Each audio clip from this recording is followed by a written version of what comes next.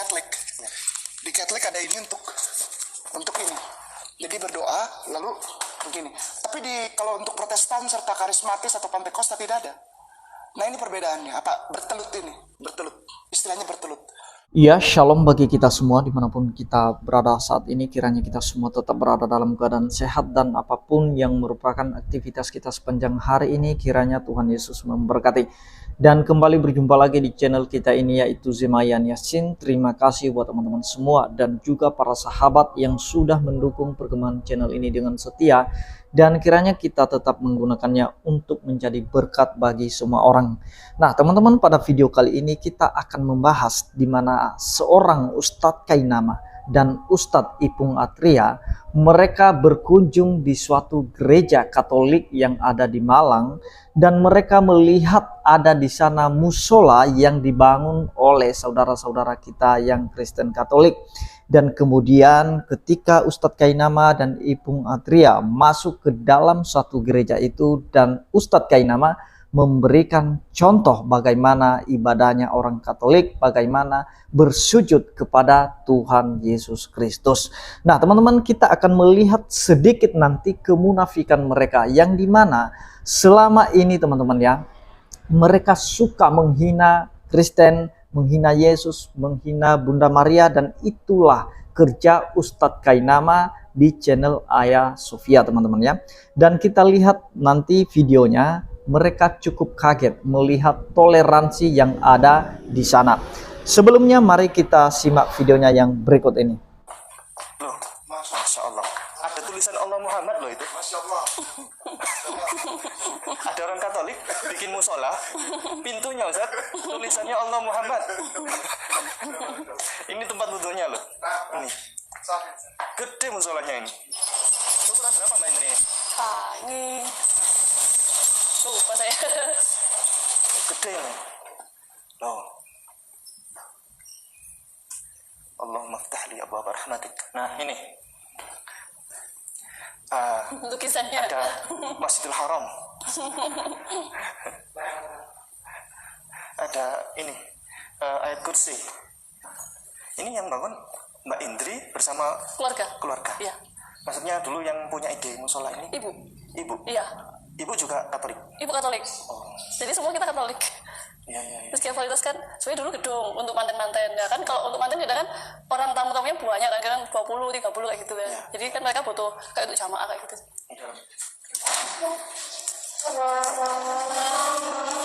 Nah ini, alhamdulillah kita bisa masuk di sini. Wah luar biasa. Terus kemudian ini saya lihat tadi sudah usianya 20 tahun. Ya. Nah, seusia dengan ini 20 tahun Sama, itu. musolanya juga sama, 20 tahun. 20 tahun. Nah, ini yang bisa menjelaskan Ustadz Kainama ini. Kenapa kursi di gereja atau di kapel? Kenapa kok khas seperti ini? Kalau untuk Katolik, Iya. Untuk kita berlutut. nah ini di Katolik. Di Katolik ada ini untuk ini. Jadi berdoa lalu begini. Tapi kalau untuk Protestan serta karismatis atau Pentakosta tidak ada.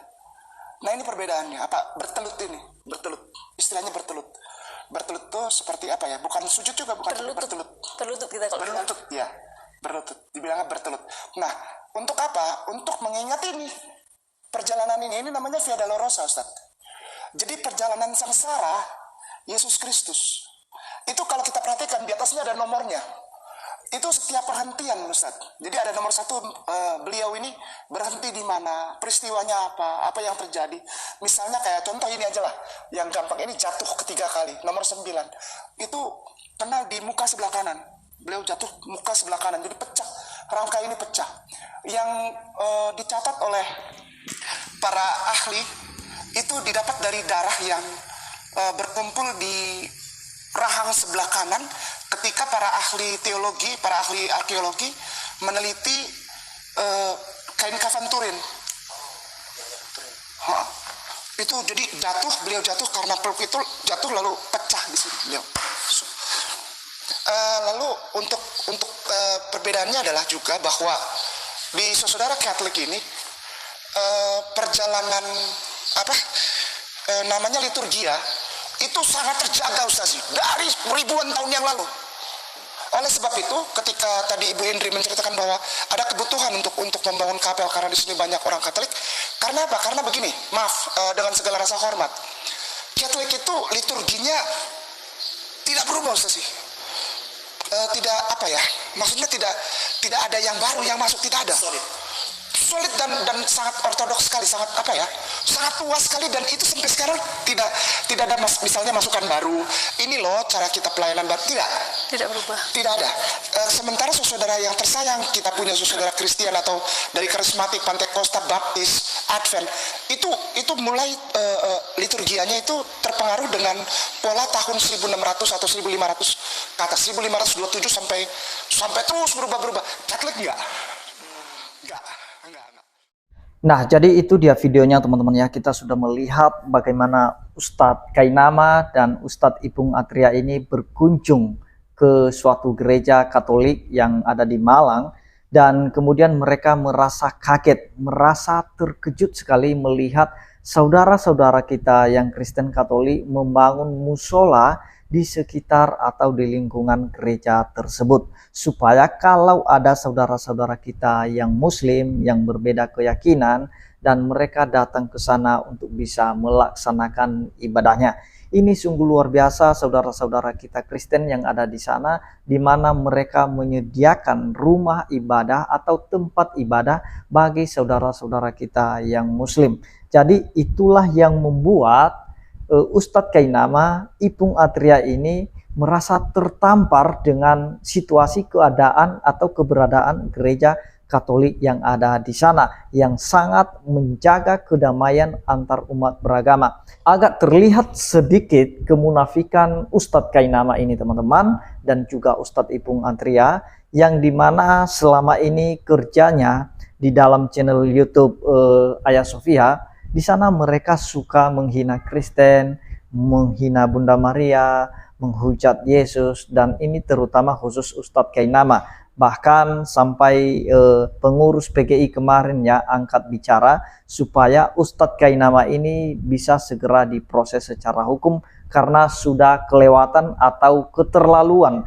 Dan bahkan dia mengaku-ngaku sudah pernah sekolah di Belanda dan juga di Israel. Nah, ternyata ketika terbongkar semuanya teman-teman, akhirnya dia klarifikasi kembali. Dia mengaku bahwa memang dia tidak pernah sekolah. Dan itu terbukti teman-teman dari apa yang dia kaji, yang dia bahas selama ini. Karena memang ngaur semuanya, dan itu membuktikan bahwa dia tidak pernah sekolah sama sekali.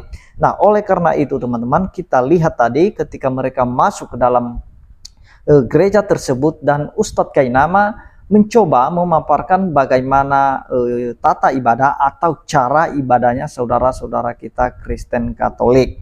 Dan kemudian dia sujud, dia berlutut, dan dia berkata, beginilah saudara-saudara kita Kristen Katolik menyembah Tuhan Yesus. Nah teman-teman, di saat bertemu dengan orang Kristen Katolik tadi, dia tidak berani mengatakan Yesus bukan Tuhan. Dia tidak berani menyangkal. Dia juga tidak berani mengatakan bahwa Kristen itu atau Kristen Katolik itu menyembah patung. Dia juga tidak berani menghina Bunda Maria dan lain sebagainya. Karena yang selama ini itulah yang dia bahas. Nah, itu di belakang Kristen. Tetapi kalau sudah bertemu langsung dengan orang Kristen, maka dia seolah-olah baik, seolah-olah dia toleransi, seolah-olah dia mencintai keberagaman. Nah, sama dengan Ipung Atria ini teman-teman. Saya kurang tahu sebenarnya apa motif mereka berkunjung di gereja tersebut. Apakah mereka hanya melihat bagaimana toleransi di sana, atau sekedar memantau bagaimana saudara-saudara kita Kristen Katolik di sana, apakah mereka toleransi atau tidak. Nah, jadi kita akan melihat sedikit kemunafikan Ustadz Kainama ini dan Ipung Atria ini, yang dimana di depan orang Kristen langsung mereka tidak berani menyangkal keilahian Yesus. Mereka tidak berani menghina Yesus, menghujat Yesus, bahkan menghina Bunda Maria. Nah teman-teman, dan ada yang lebih mencolok tadi ketika Ustadz Kainama mencoba mempraktekkan bagaimana tata ibadah saudara kita Kristen Katolik. Dia berlutut dan dia mengatakan bahwa kalau saudara kita Kristen Protestan itu tidak ada yang ibadah begini. mereka tidak berlutut, dan juga karismatik. Mereka tidak melakukan hal yang seperti ini. Nah, teman-teman, dalam pemaparannya ada unsur provokasi sebenarnya ya, di mana dia mencoba mengadu domba antar Kristen Katolik dan Kristen Protestan. Itulah sebabnya saya sering katakan bahwa hati-hati terhadap mereka yang seolah-olah bahasanya halus, padahal ada unsur pemecah belah di sana. Yang dimana dia katakan tadi bahwa kalau saudara kita Kristen Katolik itu liturginya itu sangat sakral sekali dan itu tidak pernah berubah. Kalau Kristen Protestan itu ada perubahan, seolah-olah yang punya Katolik asli, yang punya Protestan itu palsu, seperti itu. Jadi ada unsur pemecah belah di sana, ada unsur kebencian di sana. Nah, bagaimana hati ketika saudara-saudara kita Kristen Protestan menonton apa yang disampaikan oleh Ustadz Kainama ini? Jadi justru mereka-mereka inilah yang suka memprovokasi, yang suka membenturkan antara Islam dan Kristen, maupun juga Kristen Katolik dengan Kristen Protestan. Sekalipun saudara kita Kristen Katolik memiliki ibadah atau tata ibadah yang berbeda dengan saudara kita Protestan, itu tidak berpengaruh. Nah, karena Kristen manapun dia, gereja manapun dia, kalau dia mengakui Yesus Tuhan dan Juru Selamat, itu adalah satu tubuh Kristus. Karena tidak ada masalah dengan metode bagaimana tata cara ibadah Katolik dan Kristen Protestan. Itu tidak masalah. Yang jelas bahwa Kristen Katolik dan Kristen Protestan karismatik memiliki satu iman, yaitu menuju kepada satu pribadi, yaitu Yesus Kristus. Dan bahkan Katolik juga mempercayai Allah Tritunggal. Jadi itu sebabnya saya sampaikan bahwa kita perlu waspada terhadap mereka, yang dimana tadinya mereka toleransi di sana, di suatu kampung itu ada saling menghargai, saling menghormati. Nah, ketika berkunjung para mualaf yang dimana motif mereka untuk memprovokasi, disitulah nanti terjadi kekacauan itu. Jadi mari tetap waspada dengan mereka yang memang kita sudah tahu siapa mereka. Nah, kita bukan tidak tahu siapa Kainama, dan kita juga bukan tidak tahu siapa Ustadz Ipung Atria. Mereka lah penghujat-penghujat kekristenan, penghujat Yesus, menghina Bunda Maria. Dan kita sudah banyak menanggapi video-video mereka, teman-teman ya. Penghinaan mereka, bagaimana mereka membelokkan ayat-ayat firman Tuhan. Kita banyak menanggapi video atau cuplikan video dari mereka. Jadi oleh karena itu, biarlah kita semakin cerdas dan biarlah kita menjadi orang yang jujur dalam hidup kita. Jangan sampai kita menjadi orang yang munafik. Di belakang orang kita ngomongin dia, menghina dia, menjelekan dia. Jadi ketika kita bertemu langsung dengan dia, kita ngomong yang halus-halus saja. Nah, itulah yang mereka lakukan saat ini. Jadi mari kita tetap menjaga toleransi yang benar-benar, toleransi yang alami, bukan dibuat-buat, bukan hasil dari kemunafikan kita.